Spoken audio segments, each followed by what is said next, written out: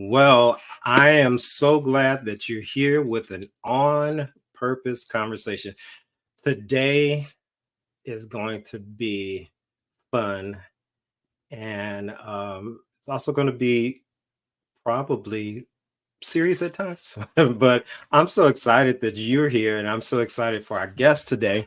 I've been knowing her for some years, and this conversation is going to be great. And the thing that on purpose For how long? conversation is about, it's about that's Siri talking to us. Be quiet, Siri.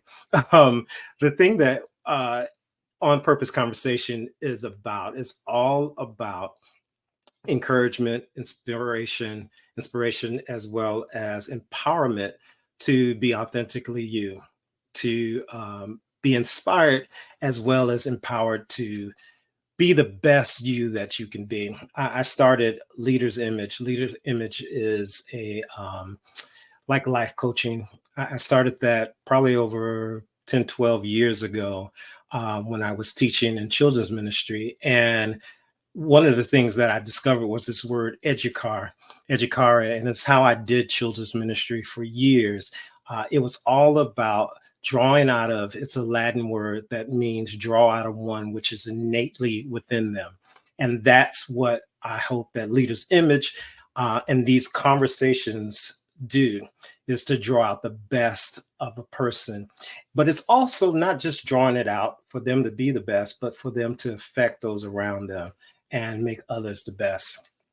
I like to say I'm inspired when I inspire others. And so that's what this conversation is. That's what it's going to be. And I hope after talking to our guest today that you walk away with some inspiration, some empowerment, some education even, and that these things will, these conversations will really bless your life and help you in where you're going. Now, that is our opening. It's been long enough. Let me bring our guest today. Our guest is Amy Dolan, and I'm going to have her introduce herself. And there you are. I love it. That is crazy. Well, we know that this is authentic, and this is totally us. It's what it is. I mean, we got to stop striving for perfection at some point, right? It's You know just what? it's life. We're just trying to live life out here. You know what? It's funny. We were talking a little about authenticity before we came on, and something that that person I just showed, Esther Moreno, said is learning how to get past perfection, because perfection definitely can drag you down. It Oh definitely yeah. can drag you down. I'm happy to talk to you because that, as I shared with you, my wife thinks you're one of the most authentic people I know. And I she met really, me through me, and she's like, I love Amy. oh Amy my is gosh. so authentically her. The So I feeling is mutual, and we're just gonna send like love back and forth the whole time. well, look, Amy, tell us who you are and just a little about yourself. Okay, great. I'm Amy. I am mid 40s now. Whoo, baby. Not sure how that happened, but mid I 40s. know. I Oh get. my gosh. But in the pandemic, I discovered Sephora. And so I feel like I've got good skin now. So that's good. So I'm okay being 45 with good skin. I live in Chicago. I live downtown Chicago with my husband, Kelly. We've lived in the city for 10 years in our same neighborhood that we love so much. We're city people at heart. Yeah. Kelly and I just celebrated 20 years married this year, which is wild, and 22 years together, which is just unbelievable. We're the proud parents of our 7-year-old pit bull, Maddox, who is the literal love of our life. Oh my gosh, we love him so much. And he is as I call him my wonderful weirdo, because he lives for like the goof and the entertainment. And I love that he is like literally the star of the neighborhood, and he brings joy and love to everyone. He's a pretty dog too. He's Oh a my pretty dog. gosh. I mean, I don't know if that's a thing, if you can call a dog pretty, but he's a very pretty dog. you brought it up, EC. So now that you've said it, I will just go with, you're the host. I will go with your conversation. But we do, when we're on walks, we do get that comment often. So you're right. It's a really cool story. My late aunt was a really well-known vet in Chicago, and we weren't really like animal people, me and Kelly. And before she passed, she told us that she felt like a pit bull would be what we needed in our family. And I don't know how she knew that or what she was. She's a animal whisperer, but after she passed, we went to the animal rescue and we saw him, and it's just like I feel like her energy like led us to each other. And it's been pretty wonderful. But anyway, enough about my dog. Well, I know what your passion, one of your passions at points, it's your dog. Oh my gosh. I currently work in food equity and food policy in the city, which is my passion. I love food. I love feeding people, and I love contributing to making food more accessible and equitable and affordable. And as I'm sure you know, EC, in the city of Chicago, everything is complicated and difficult and layered. And so it's really challenging work a lot of times, but I center my entire personal life and professional life around connecting people around tables of food. And so I just kind of live for like the family dinner, the dinners with Kelly, going out to eat, kind of all of it. Well, and that's the name of your website, isn't it? Wider Yes. Tables. Yes. I love it. I love it. That is amazing. I almost want to stay right there for a moment because I was looking at some of your stuff online, and you have conversations with some major people around the city about food. Yes. So my podcast, the Feeding People podcast, we talk about food and the way people feed each other and feed themselves. And it's just been amazing. We're launching our next season in January, which is, I'm so excited. Oh, the guests already lined up are so good. And it's just, I think like I could talk about this stuff all day because I feel like even if you're not passionate about cooking or you don't think about food all the time like I do, it's still, we all still have those moments of like, you can easily go back to a really great memory where you were around the table with someone and you were eating something and you had like a aha moment or a life-changing moment or a connective moment. And to me, like food has the magic, some sort of magic ingredient that does that for us. Like, of course, we have connective moments with each other when we're doing all sorts of things. But for me, like when you're intentionally sitting at a table and you're all like eye to eye, you're all eating the same food. There's something that happens that you either let your guard down or you say things a little more courageously than maybe you normally would. And then someone across the table says, me too. Same thing. And we can all, I've had a million moments like that, and I'm sure you have too. And I just want my life to be about like fostering more and more of that so that more people eat beautiful food and connect with each other. And my whole vision is like when you get up from a magic table like that, when you push your chair back and you stand up, you're like like you were saying, like a better version of yourself because of what happened at that table. You push your chair back, you get up, you go back to your life, and you're standing taller, you're inspired, and like you can go be who you need to be because of what happened at that table. It seems to me that to that point, it seems to me that most food tables are equalizers. Everyone that sits there, you're all there for a meal. So that is the one thing that's going to equalize everyone in that particular place.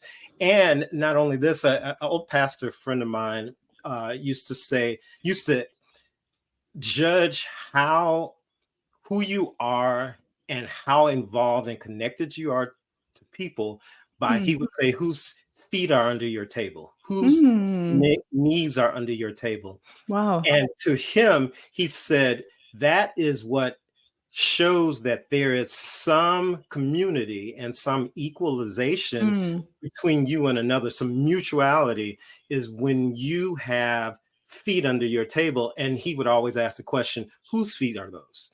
Because Wow. if it's only yours, Mhm. only those who are like you, then you're missing out. To your point, you're missing out on the conversation, the life change, the development, the exchange, the Mhm. cultural exchange that sitting at a table Yes. does for over Yes. food. And there's a show that my wife and I watch. They're coming out with another season on Netflix. That's all around. It's High on the Hog, and it's Oh, all. Have you watched that? best show. Yeah. You gotta And keep like your Kleenex close by for that show. exactly. And what we were just talking about it last night, and all the things that are discovered and learned through food and through those conversations about food and the culture and the nature of life that comes over that. We were just talking about that last night. It's Mhm. so amazing. So Amy, I mean, I think that is, and we'll talk a little more about that as we end, and just maybe you can kind of give us some more on what's coming up for you and any of those conversations you want to give us some insight on it. But let me ask you this: so we've known each other for some years. Let me first by saying, how are things by you? I hear you say that a Oh lot. my gosh. Let's I just hear sit you say that back. a lot. Let's just sit back for this one. What is that? What's the origin of that? Oh, I don't know. How are things by you? I Yeah. don't know. I hear you say that online a lot. So Oh just my gosh. I mean, I think like okay, so you see me say that on Instagram because mhm, the best part of Instagram to me are the connections with people. Like mhm, when the DMs are happening, it's my favorite thing. There's like like real life friends that I have now that I met only through Instagram. And so that's the best part. So I feel like I'm always, I'm like sharing how I am, but I'm always turning it back. Like, how are things by you? Like to just continue to like foster, like this is a conversation. I want to have like relationship with all of you. mhm. But things are good today because the sun is shining and the sun shining, especially in the winter in Chicago, for me is everything because like too many gloomy days in a row is just Yeah. terrible for my mental health. So today's a Yeah. good day. The sun is shining. We're getting close to the holidays. How are things by you? Things by me are pretty good.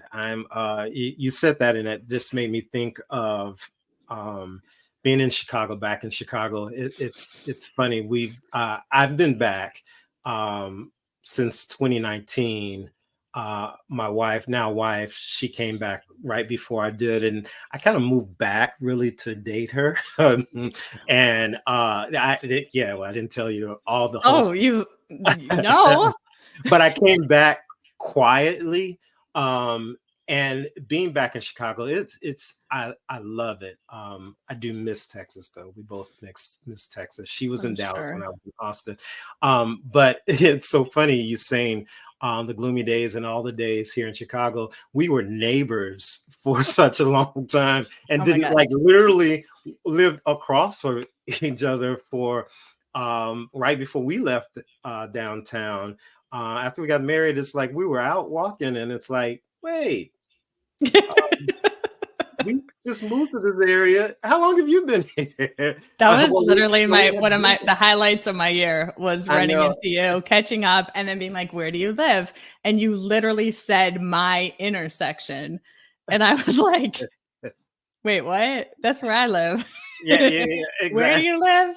And then we saw each other. We run into each other all the time. And I'm not okay. So I'm not saying you did this intentionally, EC, but like you did move pretty recently after finding out we were neighbors.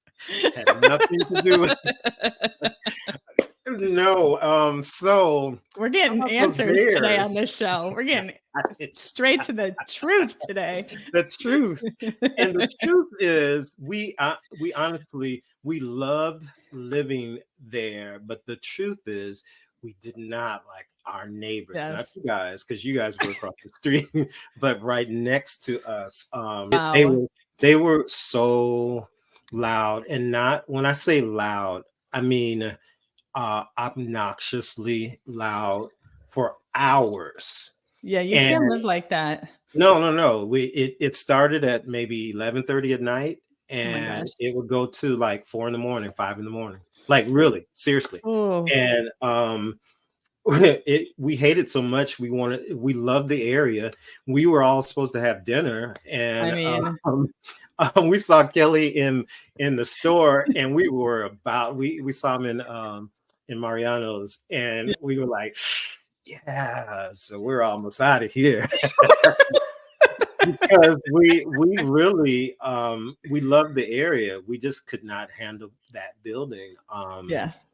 But shout out to Oak Park where we are now, and we love it, you know. I'm Uh, so glad you're happy. And like where yeah, you live is everything. So yeah, if yeah, yeah. you do not like your where you Oh yeah, are, you got to oh yeah, go. absolutely. Are you intentional about your space, like your house, your people, the people around you? Are you intentional about that? So intentional. And this is something new for me though. I feel like maybe in the last year especially. So I'm like, I said about gathering people and tables, and I'm like Mhm. the extrovert of the extroverts. And so I used to just have like an open door policy. Like you could just, if you want to come to dinner tonight, come to dinner tonight. There was like no filter whatsoever. Yeah, yeah, yeah. And I feel like some of the work I've done in therapy this year has been about noticing and protecting my energy. And what I've noticed is that it takes a lot of work to have good energy in my body. And Mhm, so mm. I think about all that work that I've done to have that good energy, and then I become super protective and nurturing of it.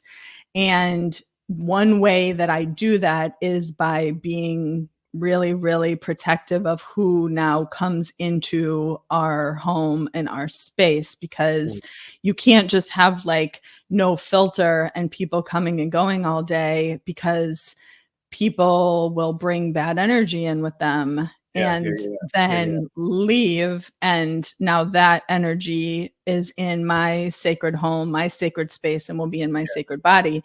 And yeah, so it's been hard to do this year because I've never really lived like that. My parents are very like open, like I was just raised that way. Like anybody who needs a meal or come over, come over. And I mhm, love that. Like I love that. But my good energy is too important for me. Kelly works hard on his good energy. And so we're constantly saying to each other when we're thinking about like, hey, should we invite them over for dinner? We're saying to ourselves, like, will they bring good energy into our home? yeah, yeah, yeah, Great, let's do it. Or, we need their good energy, but this week is not going to work out because of yeah, whatever. So yes, so intentional, but that's new for me, and it's mhm, hard to, but you learn like the same people don't always have good energy. The same people don't always have bad energy. So it's experimenting, but I'm very, very cautious of like who and what comes into our space in order that we can keep it as good in here as possible. for you, is it a struggle because of how you were raised, or because we met each other in ministry, and not just like a small church. We both were working for these mega churches, like 25 Whew. plus thousand Oh my gosh. members. Oh my gosh. So do you find that as a struggle to like pull back and not want to be on stage and not have a lot of people around you, and go and all of that? Is that a struggle for you? I mean, yes, for sure. When I first left ministry, I left that mega church, my mega church that I grew up in, that I worked in forever. Mhm. I left there in 2016, and that, yeah, I mean, I started working at that mega church my junior year of college. And Wow. so like to transition from that life, not only like professionally, but also like mentally, emotionally, Mhm. relationally. I mean, I feel like that's most of the work I've been doing since 2016 because it's so deep in my body. So yes, of Mhm. course, like that's really hard. But I've had I actually met my therapist when I was in 2016 when I was leaving the church, and she specializes in life transitions. Mm. And I said to her, like, I don't know how to live like on the other side. I want the other side, but I don't know how to live the other side. I've never known Mm. anything else. And she's helped me do. I mean, I don't know where I would be with I saw her yesterday, And so yes, she has walked me through how to have a life. I am often saying she'll, tell me to do something and I'll say like, okay, so like for a normal person, what would that look like? That's good. That's good. That's good. Especially Sunday. I want to hear this from you. You see, like, especially Sunday mornings. I think we've talked about this before. Like, Mhm. it has taken me a very long time to just so many things on Sunday. Like I just still feel stressed and anxious on Sundays. I Yeah. tried for a long time to have Sunday fun day because that's what I heard everybody saying, and I Yeah, yeah, never yeah, knew yeah. what does Sunday fun day mean.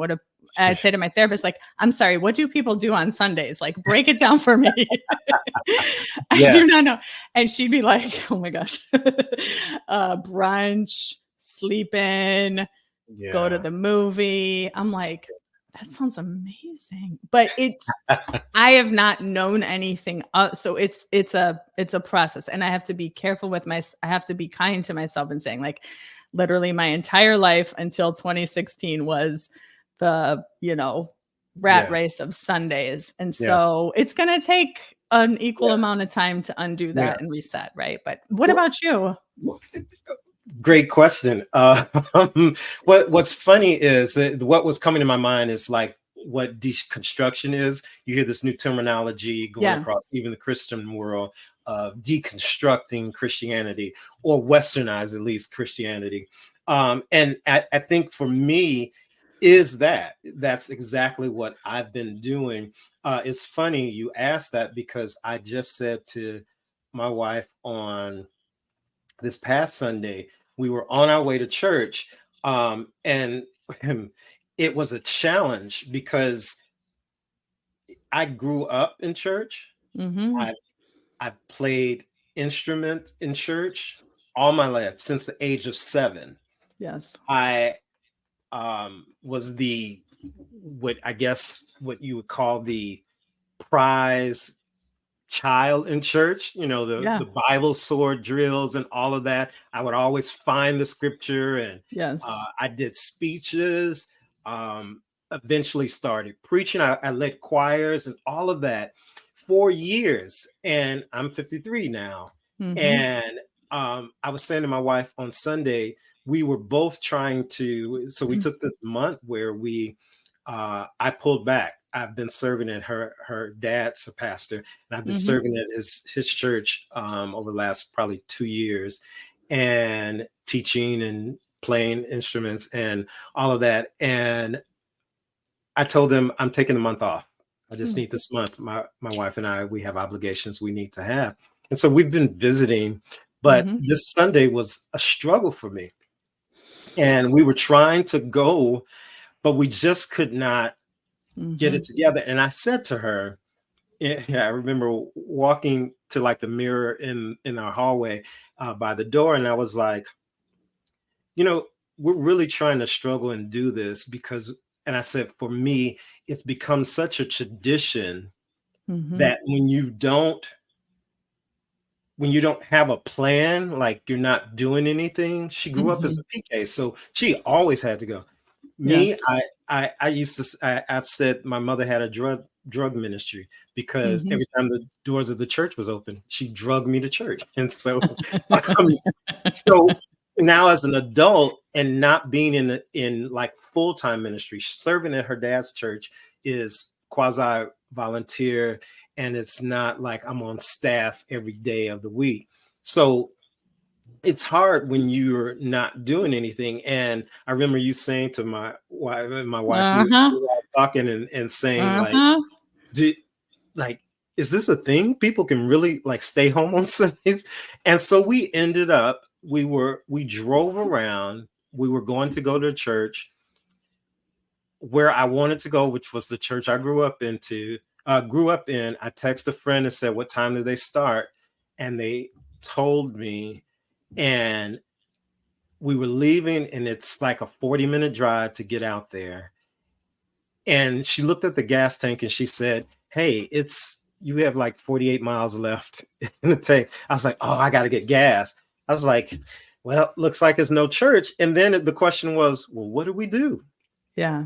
She's used to it. I'm purposely, but she's done that. She's been there. She's done that she has a t-shirt. She's like, I don't have to do church ever again, but I don't want to put Right. her business out there. I let her speak for herself. Maybe I'll have her on one day and we'll talk about it. Oh But my gosh, please. for me, it was kind of like, well, what do we do? And we ended up going to brunch, and we had some amazing vegan. And we'll talk a little about that because I'm vegan. So speaking of food, Yeah. and well, she is too. And we went to like a vegan Mexican restaurant, and we sat and ate, fully dressed, enjoyed it, went to the grocery store, and came home, and we felt like, wow, we still accomplished community. We still walked away. I don't know where during any of that time we lost what we believed about God. Wow. I don't Wow. think we lost anything of what we believed about our marriage and who we are as individuals. So, I think the struggle is sometime thinking what other people would think about us, Yes. because we don't Right. do that anymore, or we don't do it like Yes. they do it. And it's kind of this attachment to perform. It's performative Christianity. Yes. And, you see, like the church I grew up in and worked in and pastored in is a predominantly white evangelical megachurch. And I was part of the thinking that was like, Sunday morning church attendance is like a measure of your faith. And so Yeah. if, I really like bought into the mindset and judged honestly like the people who didn't go to church on Sunday Yeah. morning, right? And like Mm, help to keep that like toxic theology going as a pastor. And so some of like the being okay with not going to church on Sunday morning for us is like having to undo some of that own, like, I don't exactly what you're saying. Like I feel so happy and faith-filled and myself and connected to Kelly when we're, enjoying a delicious brunch and going on a walk and just being slow even on Sunday. Like our bodies don't know how to even be slow on Sunday mornings. And we always look at each other and we're like, do people know they have this option? like I didn't know this was an option to feel like this on Sunday. And if anything, I mean, for me anyway, in this moment in my life, like this feels more Sabbath than like the rush and panic and stress for us in like working in a church. This feels way more like slow, enjoyable, like not productive. And those aren't really gears we know most of the week. And so to really like be in that gear on Sunday morning feels hard, but like very Sabbath-esque. And it's nice. You're hitting so many things. If I can be a little transparent here, there's a certain amount of nervousness coming over me now, and unease, not because the conversation scares me, but it digs in a place that is touchy Mhm. because you're people, and and the truth is it's all around people. A lot Mhm. of times we just what you just said, we we have sat in those seats and have looked at Yes. people on Sundays and throughout the week, and it's a judgment seat. It's a Yes. seat of you should know better. It's not even let me help you get better. It's Yeah. a you should know better. Yeah. And I think now what I think, even as we're talking about it, what I feel is this for years I was trained this way. For years I thought this way. For Yeah. years, and even now, there are conversations that I hear as though if they are the all that ends all, Yeah. the be all that ends all. This is what you do. It's who you are. And when you're not that, when you're not, what are you doing with your life? What are you doing Right. with um it, it- so let me ask you this. um has there ever been a point in your life that you wanted to do something else, and is that now what you're doing? Like, Yes. how did ministry begin for you, and was there something before that that you were like, oh, this is really where I want to be? Yeah. Oh, what a great question.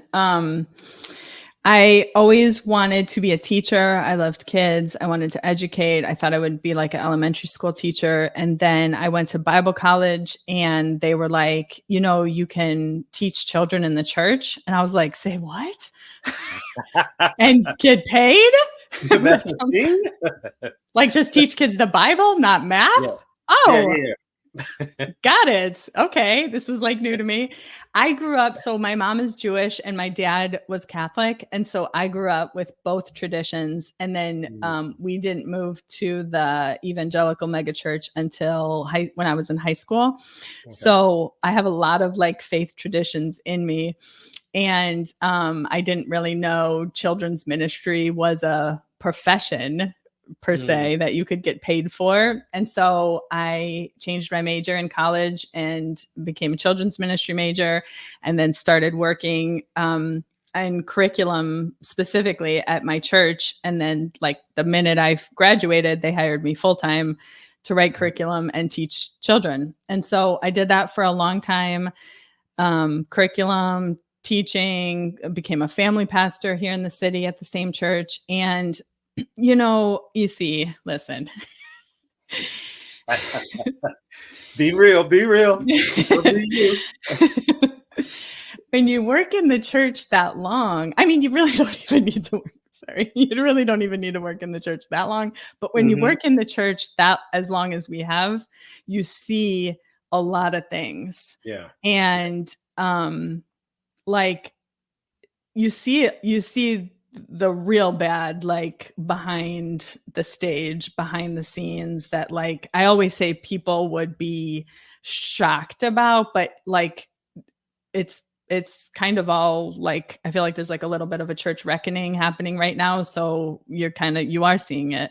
Hmm. But the behavior I would see, the way people would treat each other, the way leaders would treat each other, it just was so it was, yeah, it was bad. And really the breaking point for me was when I was a family pastor and I witnessed firsthand my best friends who were, also part of the church, experienced racism, experienced homophobia.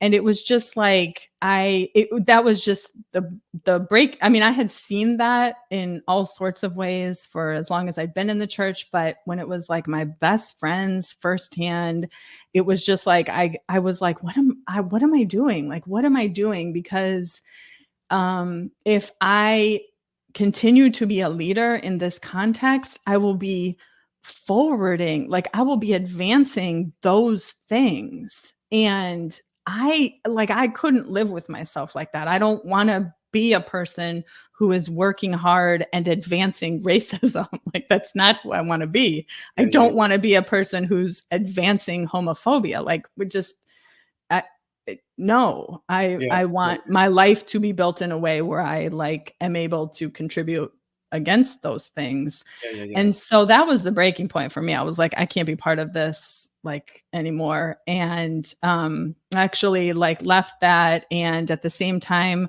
a group of us were having regular Sunday dinners together. And Hmm. we formalized that into what we call Sunday Supper Church, where we started meeting about 30 of us regularly for Sunday dinners and like faith connection around tables. And we did that for 5 years. And it was just like the most wonderful, beautiful thing I'd ever been a part of. But in doing Sunday Supper Church, I started to build relationships with local farmers here in the city and in Illinois, local food pantry leaders, because we were centering what we were doing around food. We were always Hmm. trying to get more food to the community in order to feed more people. And Yeah. it was in kind of doing, building those relationships with other people who were doing great food work in the city that I was like, that is just 100% where my heart was. And, you know, it's crazy, but you'll understand this.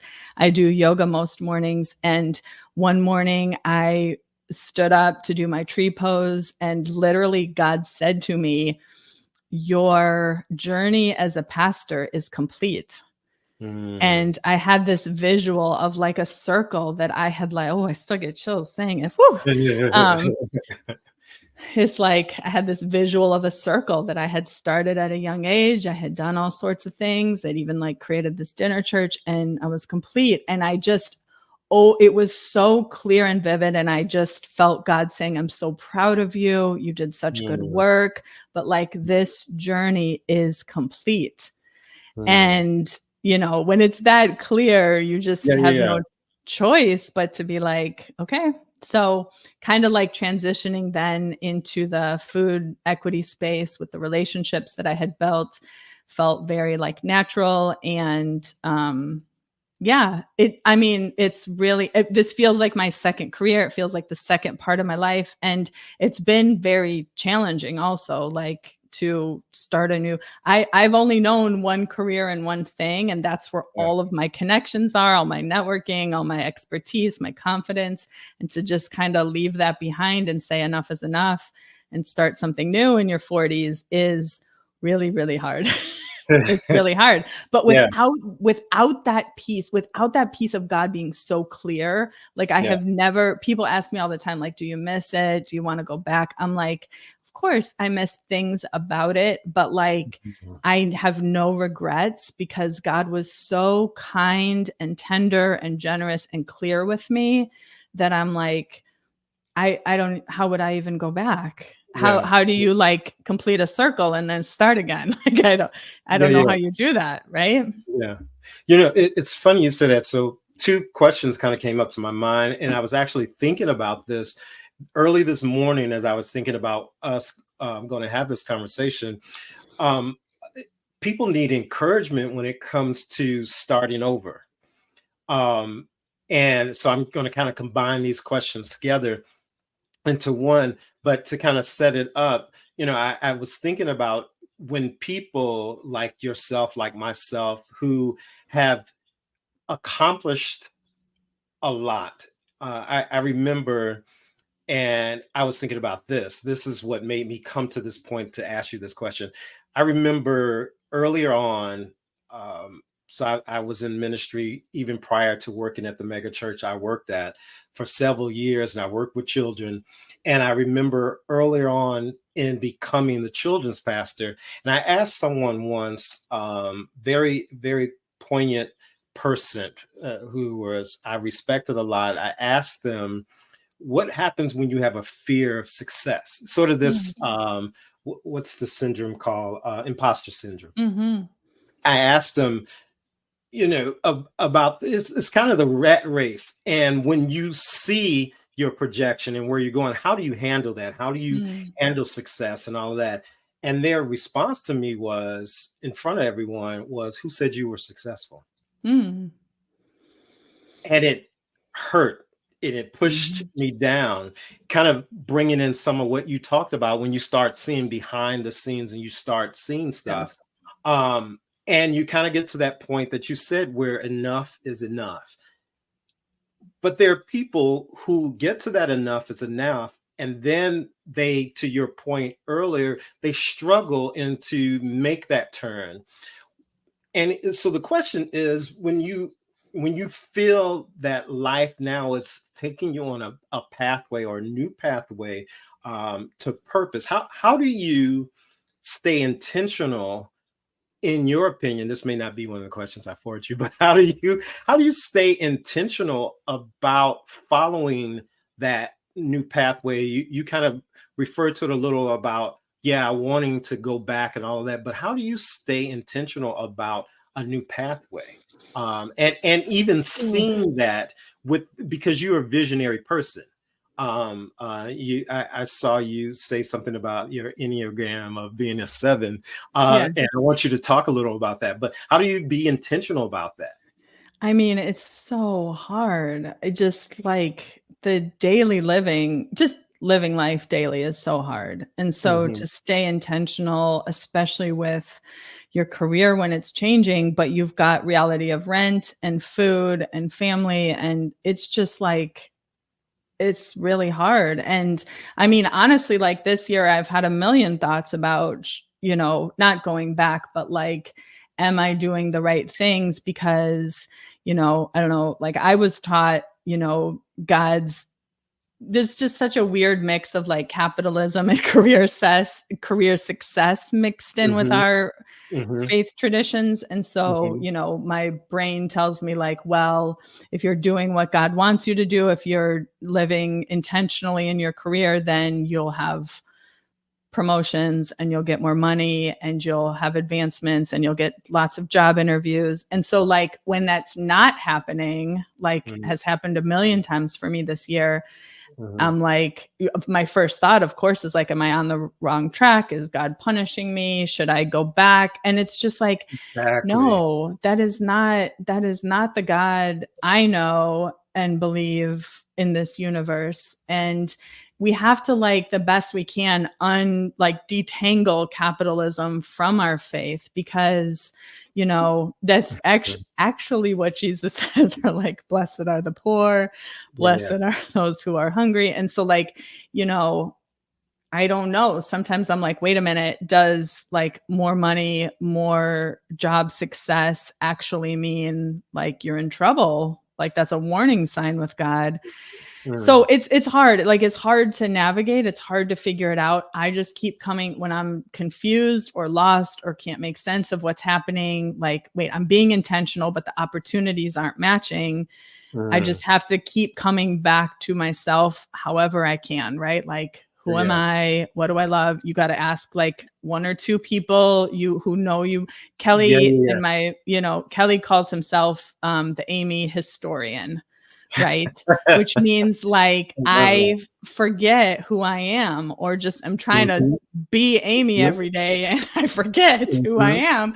And he mhm. says, wait, I know Amy 10 years ago, 15 years ago, and she is this. And so that is who you are now. You can Yeah. come back to that. And I'm like, oh, yeah, right. That's who I am. Right. Yeah, that centers you. And so because the church tells you that pastoring and all of that is like you should retire or die in the position. God Yes. doesn't Right. change any of that.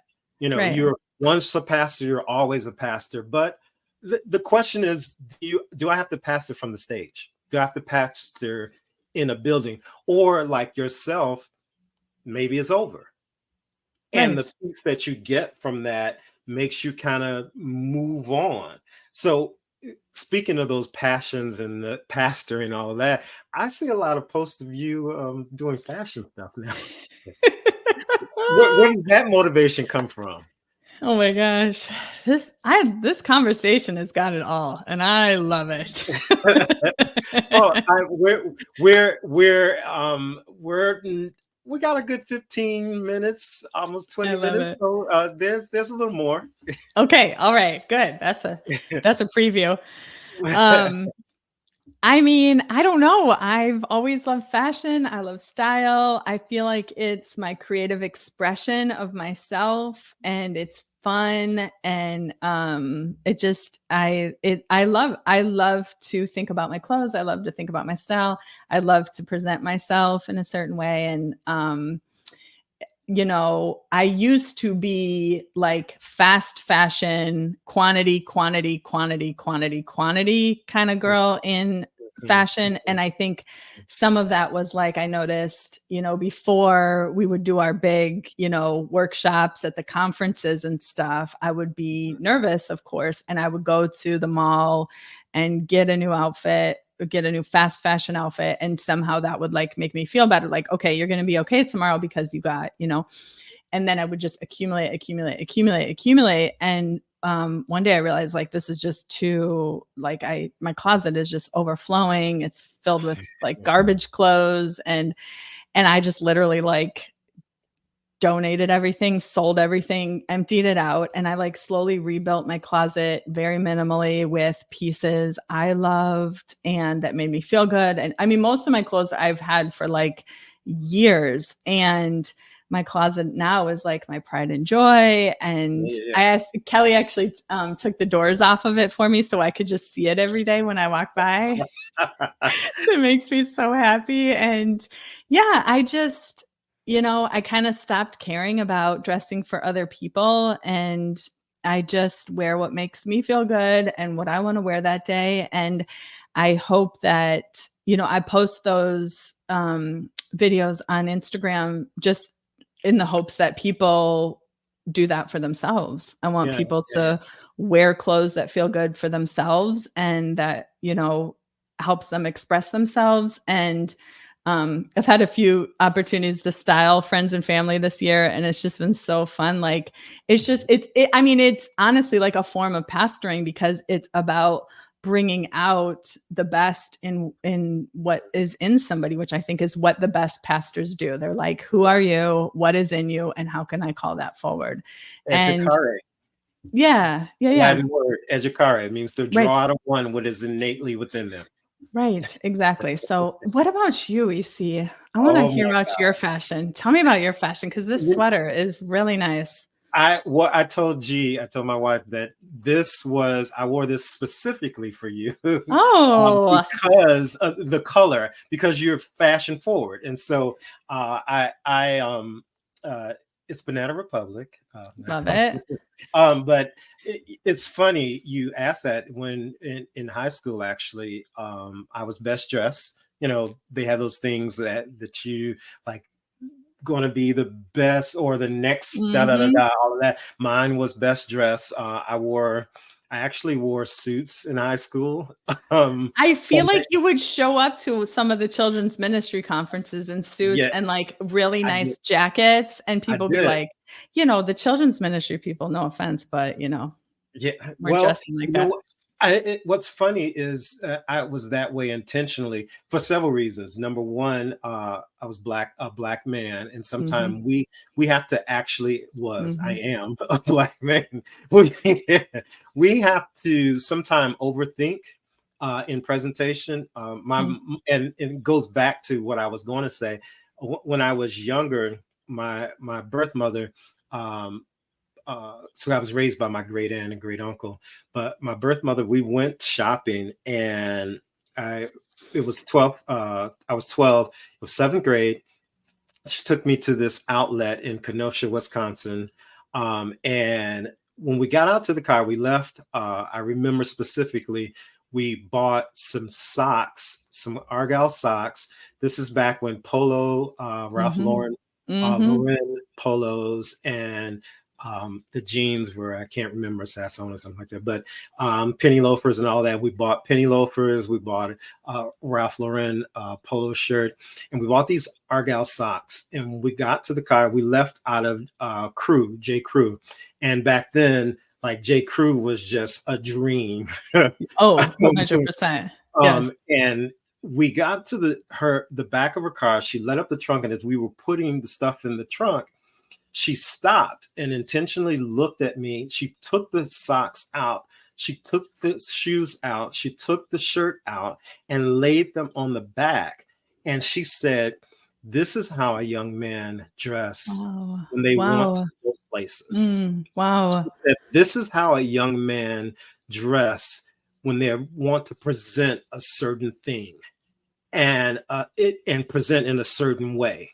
And she said, you as a Black young man have to be intentional when you walk into spaces. And Mm, sometimes that means the way you dress. You cannot dress with like everybody else, and you mm, can't blend in if you're going to make a difference. She's mm, like, you make a difference in what you say and how you show mm. up. But she says, in how you present yourself, because they see you before they hear you. And I was Wow. like, wow. Mm, And so she showed everything to me and she said, this is how I want you to dress from now on.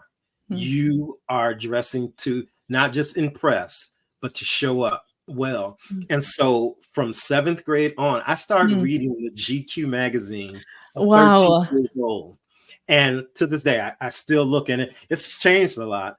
But I remember being talked about in high school. This one girl said to someone else who came back and told me, it's like, EC never matches. He wears all of these like uh, suits and pants and stuff, but it never matches. And what she meant was I didn't dress like all the other kids. I didn't wear Mm.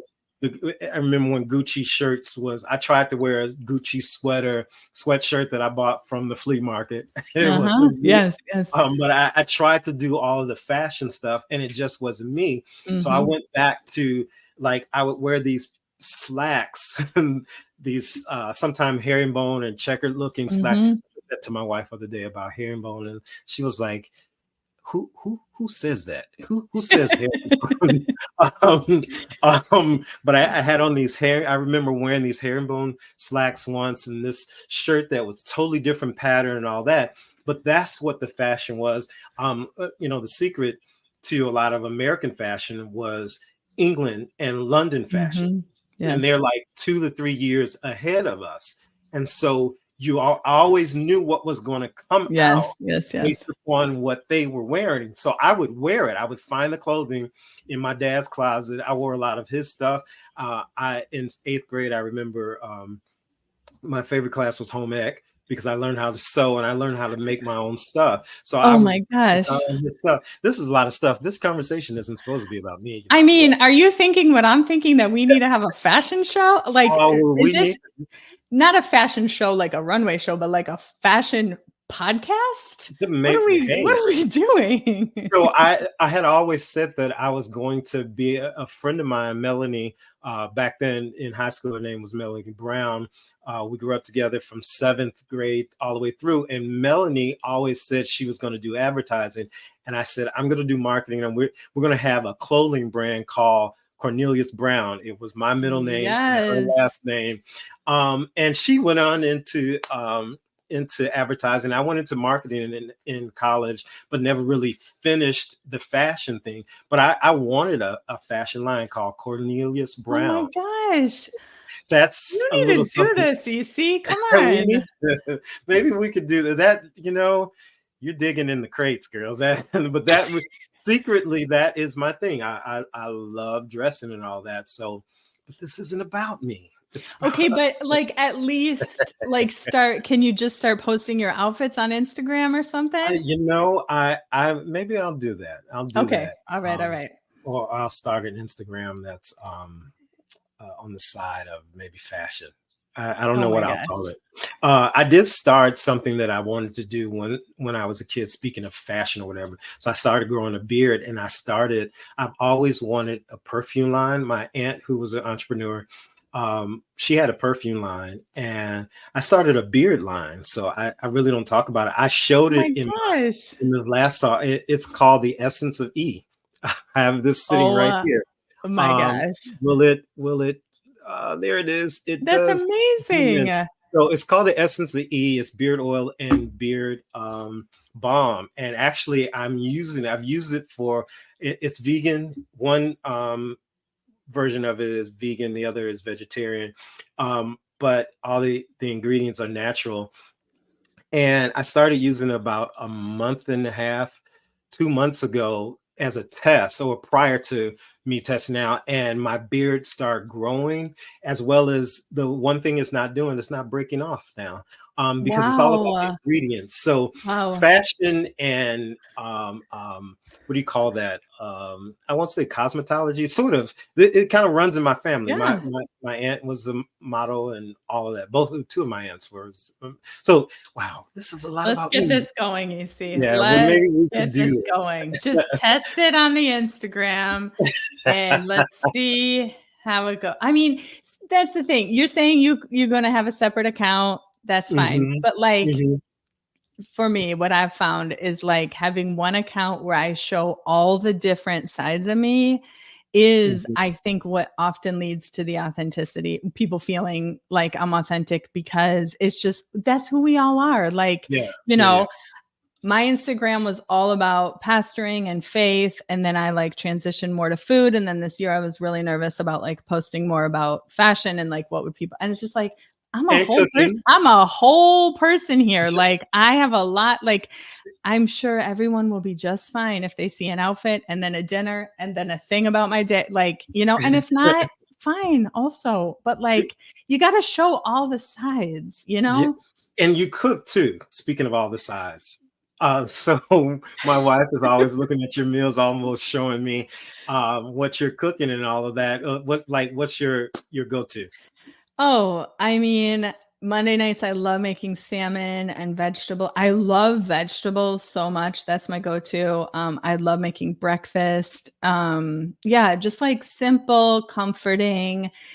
Kelly's a vegan and I'm not a vegan, but I love vegetable forward things. And so a lot of nights we're eating the same meal. I'm not going to make or I'm just going to make like a tweak on it, which is really fun. So like the other night I did like sort of a bangers and mash situation, but it was like mashed potatoes. And then like I did his like vegan Italian sausage. I did my chicken sausage and then some peas. And it was like we had the same meal, but like he had his vegan sausage, I had my chicken sausage. And that's really how I like to cook because so I watch a lot as we go to things, we go to parties, we go to events, and Kelly can literally eat nothing. I don't know if y'all experience this too. He has a really severe dairy allergy also. And so like he can't, like a lot of times there's just cheese and everything or dairy and things, but then there's not, like most things have meat also.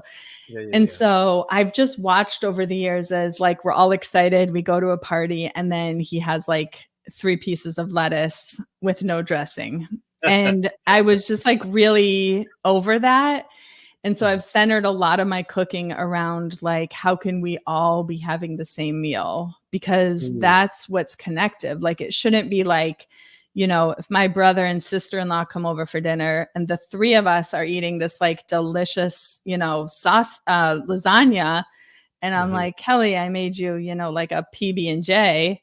It's like you kind of going to lose the magic of the table. Exactly, exactly. So I always start with that. I'm like, if is it possible to have one meal that we can all eat All together? enjoy. Yeah, yeah, yeah, Because yeah. you know what? Like people, I don't know if you found this. Like Mhm. if it's delicious, like people don't care if it's vegan. You know Yeah, what I yeah, yeah. mean? Like That's true. lasagna That's is true. lasagna. And so if That's you're like, we're true. having lasagna, oh, by the way, there's no like ground meat or cheese in it or like dairy cheese in it, but it's delicious. Yeah, yeah, yeah. It doesn't matter, Yeah, yeah, yeah. That. So we have. I'm going to take us probably over about five. Are you good? Yeah. Okay, because we reached the hour mark. Let me kind of end with this, and then we got 5 things, a rapid round. You know that was Ooh. coming, Woo. and so. Okay. Um, but before we end, Flow. let me ask you, and I want to kind of take you back into something. I asked you about Enneagram because as you were talking about the food and all of that, it made me think of who you are as a person. Um, uh, so intentionality, we talked a little about that.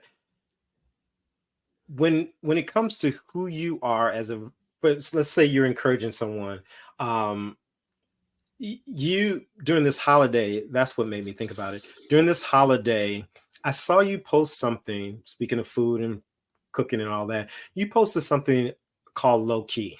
You even a while back or a week or two ago, you posted something about your therapist saying that you needed to how did you had like 3 steps or Yeah, something. yeah. Can you Yeah. explain a little about that? Yeah. It was encourage. I'm just going to read what I saw. You posted something about uh, fighting seasonal depression Yeah.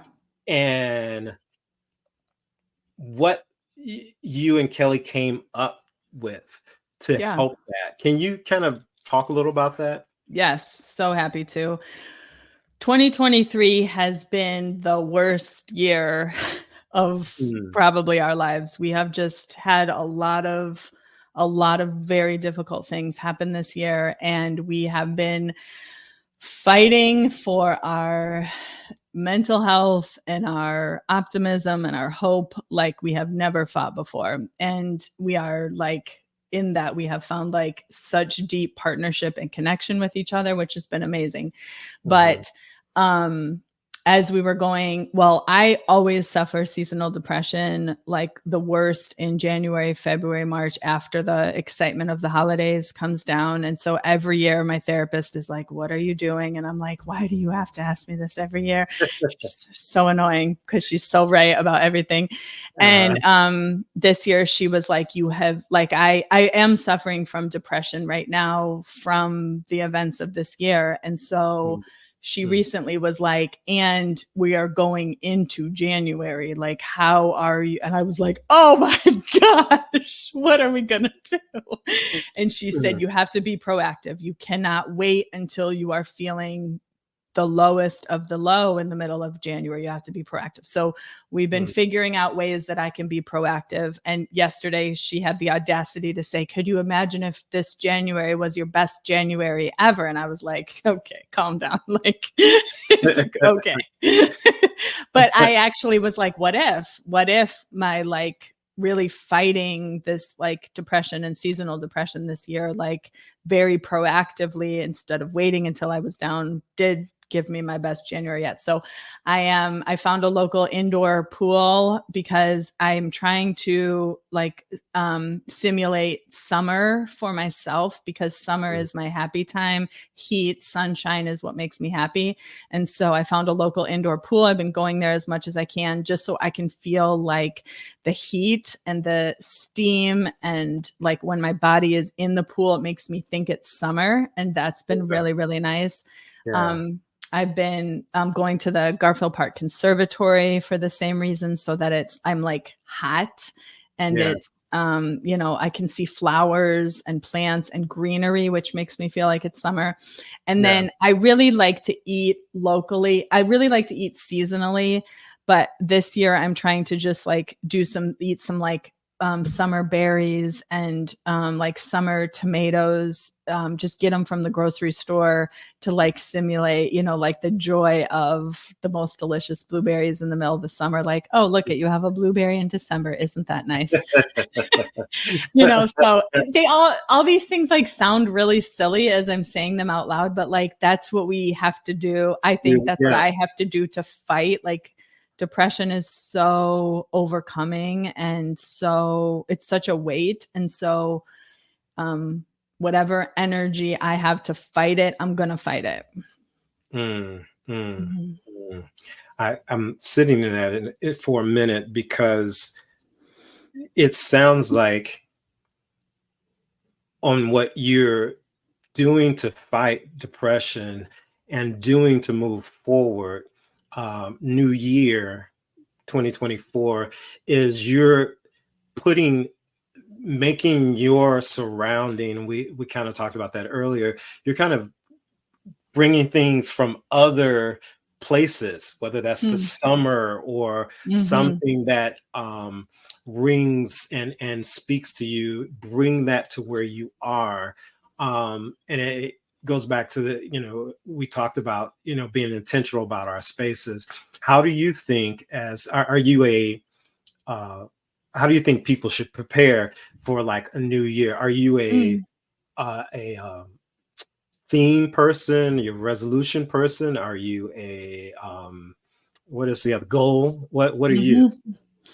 I mean, to to borrow a famous line, from someone well, just girl be you, like, I wonder who this is. just girl be you, because I mean, listen, whatever is going to get you to January 1st and beyond, do that. January is so hard.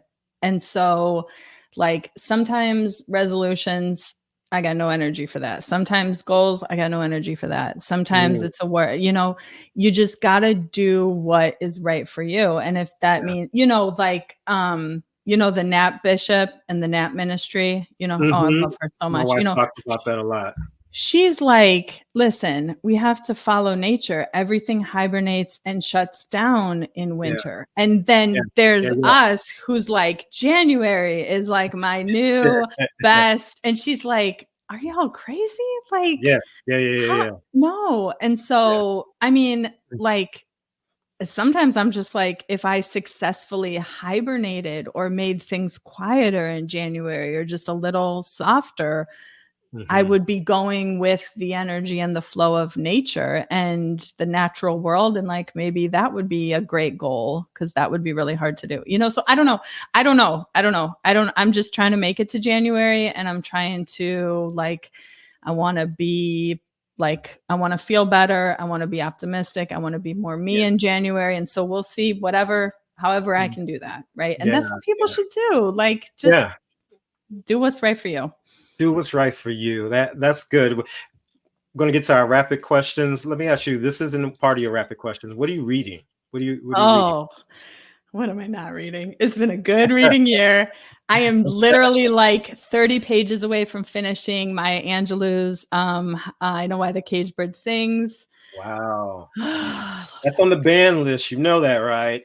I hope so, because that has been a banned kind of reading year for me. And then I always got to have a book on the docket, because I get panicky, like, if I don't have a book to go to. And so last week, actually, at the thrift store, I picked up this book called Forked. That's about the kind of like messed up restaurant. Have you read it? No, I saw that. It's like the messed up, like, restaurant culture industry. And so I'm really excited to get to that. Yeah. I love it. All right. Rapid questions. And so you kind of know what the first one is. Hopefully you know that. But it's 5 questions. You answer them. It's usually 5 Fs.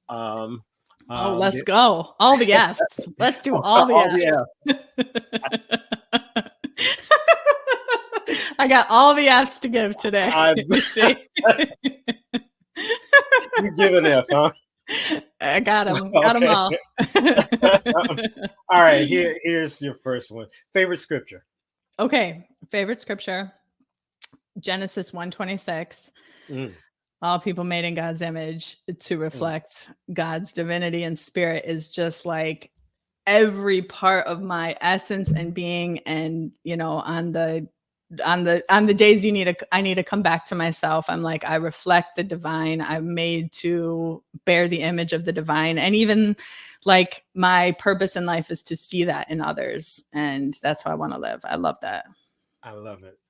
Favorite family activity. Eating. I love our dinners together, are the best. And then Kelly and I, we walk Maddox at night. We used to see you. That was nice. Yeah. But walking, like doing walks together at night all together, is the best. I love that. I thought you were going to say that. All right. Speaking of that, your next question, rapid. Would you rather walk 2 miles up a mountain or run a half a mile in a desert? Neither. That's what I knew you were going to say. I knew you were going to say that. Can I watch a Bulls game instead? There you go. Best advice a friend has ever given you. Oh no. That's a good one. I mean, honestly, like one time I was really hemming and hawing on something, and she was just like, just do it. Like, do it tomorrow. And I was like, tomorrow? And I did it. I did it tomorrow, what she told me to do and what I was hemming, and it kind of changed everything for me. I love it. Just got to do it sometimes. Got to do it. If you were given $10,000 cash for your home, what would you buy? Oh, I would probably redo some parts of the kitchen, and then, I mean, how could I say more clothes after I said I got rid of all my clothes? That, that's an Amy.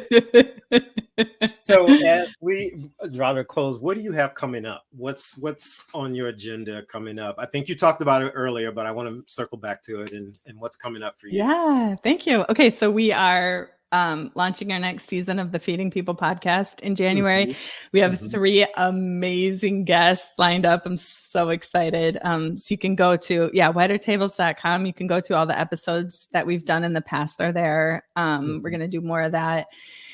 And then I'm doing food consulting, event consulting. And so if you need any type of nonprofit leadership consulting, or you want to think intentionally about your next gathering, the way that you put, people together for meaningful conversations, things like that. I got a lot of consulting work like that coming up in the new year. So Nice. yeah.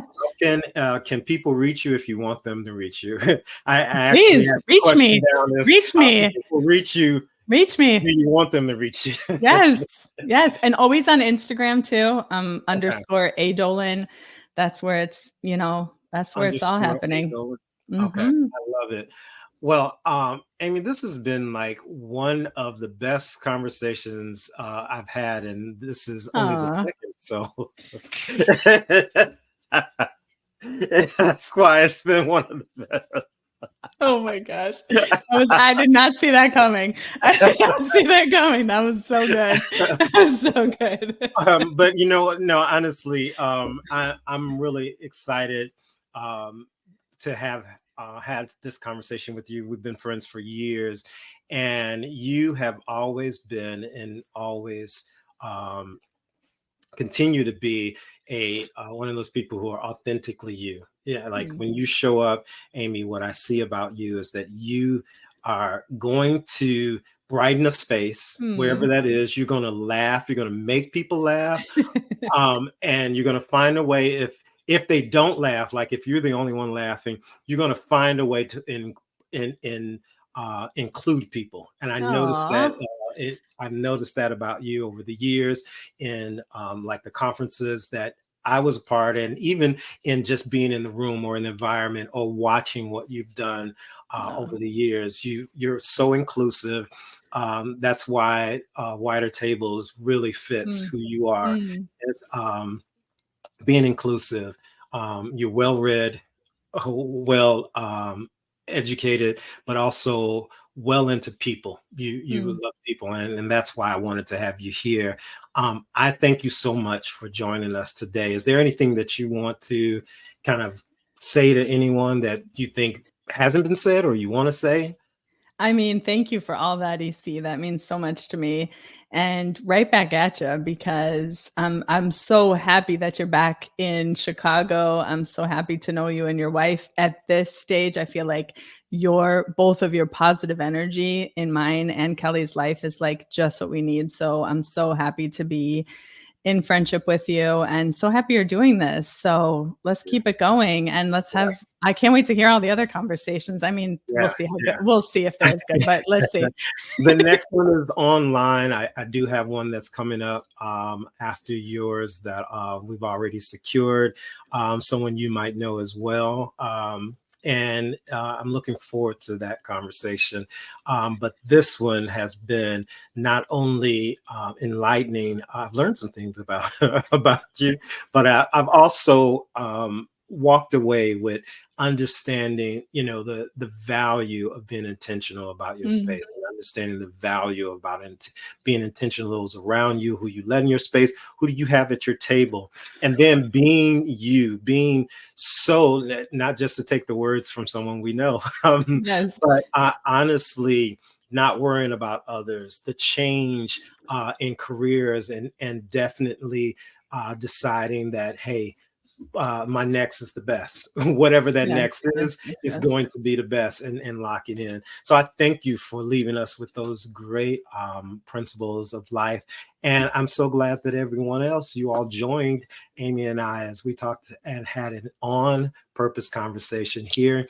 Look forward to talking to the rest of you the next time. And remember, you can be the best you when you serve others and become the best. And again, I never have this all taken out. This is kind of always off the top of my dome, but you can be the best you as really as you look to serve others and to give yourself, but also take care of yourself and become the best you. Thank you again for watching. And Amy, thank you again for being a part of an on purpose conversation. See you next time.